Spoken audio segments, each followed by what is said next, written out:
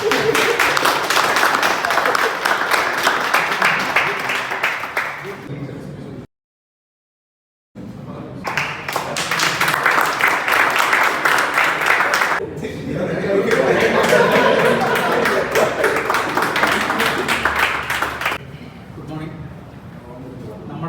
ജിമ്മിനെ പ്രതിനിധീകരിച്ച് ലോകത്തിലെ ഏറ്റവും വലിയ നാച്ചുറൽ ബോഡി ബിൽഡിംഗ് അസോസിയേഷനായ ഏകദേശം 70 രാജ്യങ്ങളിൽ ജിമ്മിനെ പ്രതിനിധീകരിച്ച് 2 പേര് മത്സരിക്കുകയുണ്ടായി. അതിലൊരാൾ ഗോൾഡ് വിൻ ചെയ്യുകയുണ്ടായി. അത് കേരളത്തിൽ നിന്നുള്ള ആദ്യത്തെ നാച്ചുറൽ ബോഡി ബിൽഡിംഗ് ടെസ്റ്റിൻ്റെയാണ് നമ്മുടെ ജിമ്മിലെ ട്രെയിനറായിട്ടുള്ള ഗിഫ്റ്റ്.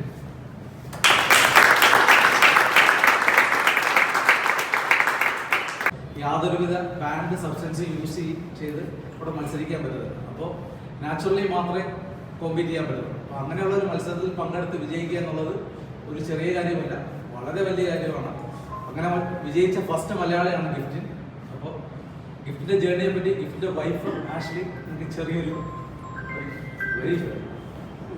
ഹലോ, ഗിഫ്റ്റിൻ്റെ ജേർണിയെ പറ്റി പറയുകയാണെങ്കിൽ ഗിഫ്റ്റിന് എപ്പോഴും ഡയറ്റ് ഫോളോ ചെയ്യുന്ന ഒരാളായിരുന്നു. പക്ഷേ ഒരു 6 months ആയിട്ട് ഹാർഡസ്റ്റ് ആയിട്ടുള്ളൊരു ജേർണി ആയിരുന്നു. അതായത് ഡയറ്റും വർക്കൗട്ടും ഒക്കെ എന്നെ കുറേ അത്ഭുതപ്പെടുത്തിയിട്ടുണ്ട് ഇത്രയും വർക്കൗട്ട് ചെയ്യുന്നതിൻ്റെ കാര്യത്തിൽ. കാരണം ലാസ്റ്റൊക്കെ ആയപ്പോൾ അവസാനത്തെ ആ ഒരു 2 മാസമൊക്കെ മോർണിംഗ് ഈവനിങ് ഗിഫ്റ്റ് വർക്കൗട്ട് ചെയ്യുന്നുണ്ടായിരുന്നു. ഇവിടെ വരെ യാത്ര ചെയ്യാനായിട്ട് ഡയറ്റ് ഭയങ്കര ഫിഷ് മാത്രമായിരുന്നു അവിടെ ഫുഡ്. ലാസ്റ്റത്തെ ആ ഒരു ലാസ്റ്റ് വീക്സിലൊക്കെ വന്നു. ആൾ ഭയങ്കര ടയർഡായിരുന്നു. അപ്പോൾ ഇവിടെ വരാൻ പറ്റാത്തത് കൊണ്ട് അടുത്തൊരു ജിമ്മിൽ കാർഡിയോയും കാര്യങ്ങളും ചെയ്യാനായിട്ടൊക്കെ പോകുന്നുണ്ടായിരുന്നു. ഇവിടെ വരെ യാത്ര ചെയ്യാൻ പറ്റത്തില്ലായിരുന്നു.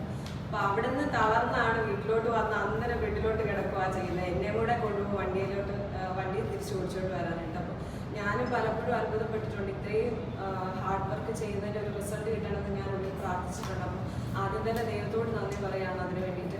പിന്നെ അതിന് വേണ്ടിയിട്ട് ഗിഫ്റ്റിനെ എന്താ പറയുന്നത് ഗൈഡ് ചെയ്ത് അതുപോലെ തന്നെ ആ ഒരു ജേർണിയിൽ മുന്നോട്ട് കൊണ്ടുപോയ സാറിനോട് പ്രത്യേകിച്ച് ജിസ് സാറിനോട് നന്ദി പറയുന്നു. അതുപോലെ സപ്പോർട്ടായിട്ട് നിന്ന സർ ശ്രീനി സാറിനോട് താങ്ക്സ് പറയുന്നു. ഒരുപാട്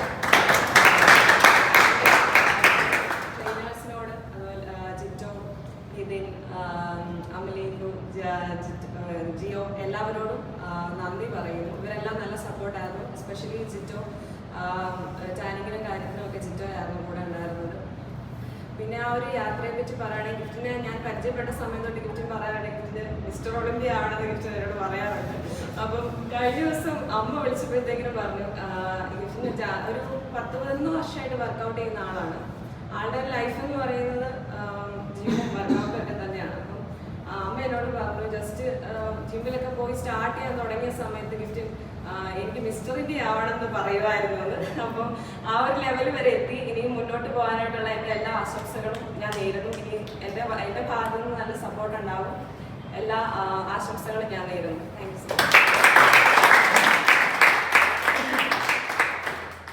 പിന്നെ അതുപോലെ തന്നെ ഗിഫ്റ്റിന്റെ കാര്യം പറയുമ്പോഴത്തേക്ക് നമുക്കൊരു മെയിൻ കാര്യമാണ് പിക് ഹെഡ് ഡിസിപ്ലിൻ എന്നുള്ളത്. അതിനകത്ത് ഒരു മെയിൻ എക്സാമ്പിളാണ് ഗിഫ്റ്റിന് നല്ലൊരു ഡിസിപ്ലിൻ ഉണ്ട്. ആ ഒരു ഡിസിപ്ലിനും ഒരു ബേസിക് സ്ട്രക്ചറും നമുക്ക് കിട്ടിയോണ്ടാണ് ഗിഫ്റ്റിനെ നമുക്ക് ഇങ്ങനെ മോൾഡ് ചെയ്തെടുക്കാൻ പറ്റിയത്. അപ്പം അതുപോലെ തന്നെ ഡയറ്റ് ഇതിനകത്തുള്ള ഏറ്റവും ഇമ്പോർട്ടൻറ്റ് കാര്യമാണ് ഡയറ്റ്. 80% നമ്മുടെ എവിടെ ഈ പ്രത്യേകിച്ച് ഒരു ഡോപ്പ് സബ്സ്റ്റൻസ് എന്ന് പറഞ്ഞാൽ സ്റ്റെറോയിഡ്സ് ഒന്നും ഉപയോഗിക്കാത്ത ഒരു മത്സരത്തിൽ ഇറങ്ങുമ്പോൾ ആകെ ഒരൊറ്റ ഐറ്റം എന്ന് പറഞ്ഞാൽ ഡയറ്റാണ്. അത് ഒരു ഡയറ്റ് സ്ലിപ്പ് ചെയ്ത് കഴിഞ്ഞാൽ അത് ആ കണ്ടീഷനും പോകും എല്ലാം പോകും. പിന്നെ ഒരാഴ്ചത്തെ ഡയറ്റ് എന്ന് പറഞ്ഞാൽ ഒരു 7 ദിവസത്തെ ഹാർഡ് വർക്കിന് ഈക്വലൻ്റ് ആണ്. ഒരു ഡയറ്റ് മിസ്ഔട്ട് ആയി കഴിഞ്ഞാൽ 7 ദിവസത്തെ നമ്മൾ ചെയ്ത എല്ലാം വേസ്റ്റ് ആയിട്ട്. അപ്പം ഇത്രയും എല്ലാം കൂടെ ക്ലബ് ചെയ്ത് കൊണ്ടുവന്ന് അവസാനം വി വോൺ.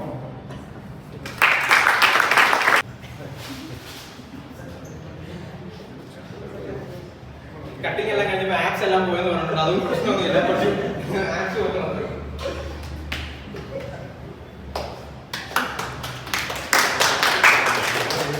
അവിടെ ഡെമോൺസ്ട്രേറ്റ് ചെയ്ത 7 പോസ്റ്റുകളാണ്. അത് ഓരോന്ന് വെച്ച് പറയാം. അത് ഗിഫ്റ്റിനെ ഹിറ്റ് ചെയ്യും. ഓരോന്ന് front double biceps, side chest,